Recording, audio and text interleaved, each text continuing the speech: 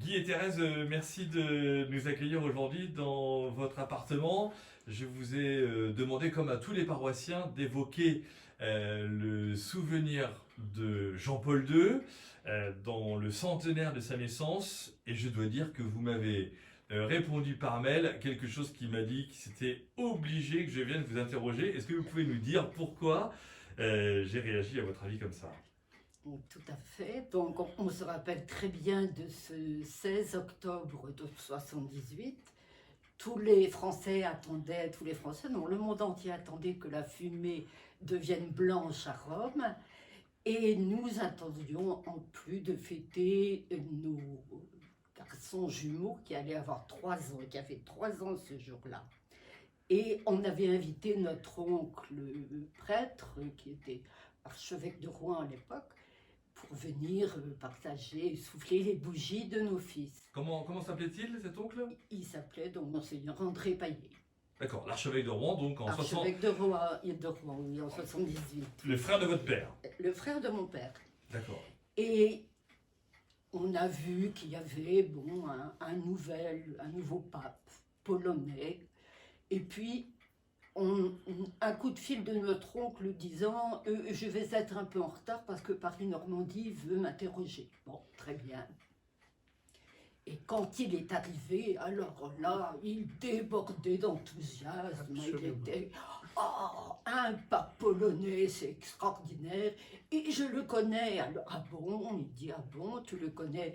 Mais oui, pour la 4e session du concile, il était monté, la hiérarchie comptait. Hein. Au début, il était tout au fond avec les petits jeunes. Ah oui, il était un des derniers évêques. Et oui, puis... il avait 50 ans l'année quand le concile a commencé.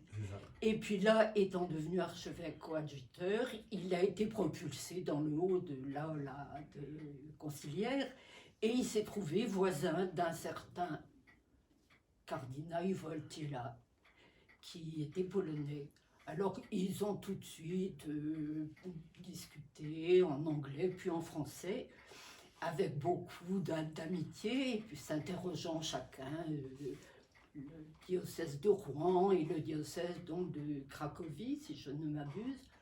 Et puis, l'oncle André a dit « Ah, mais quand j'étais prisonnier en Allemagne, j'avais des copains polonais et ils m'ont appris quelques mots de vocabulaire. » Alors, il le disait avec beaucoup de malice parce qu'il se doutait un petit peu. Alors, le cardinal Wojtyła de lui dire « Bon, allez-y, on va voir. » Alors, quand l'oncle André a commencé à dire ce qu'il savait de polonais, oh, le cardinal Wojtyła lui a dit « Non, arrêtez, c'est affreux, horrible.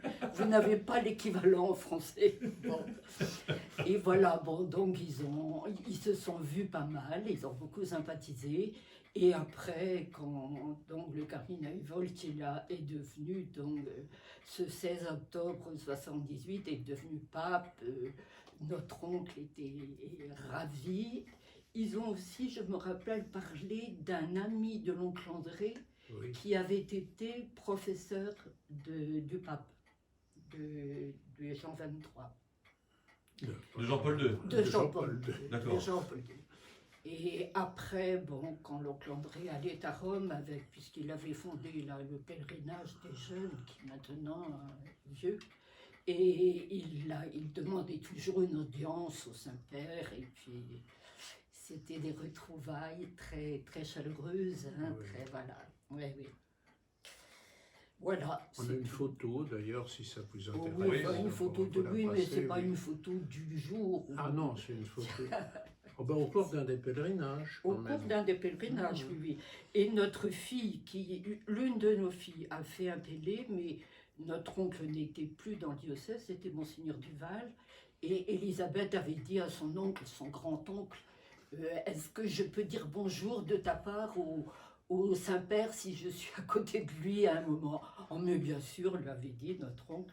Et alors on a une photo où on voit Elisabeth qui dit bonjour à Jean-Paul II, qui est encore en bon état à ce moment-là.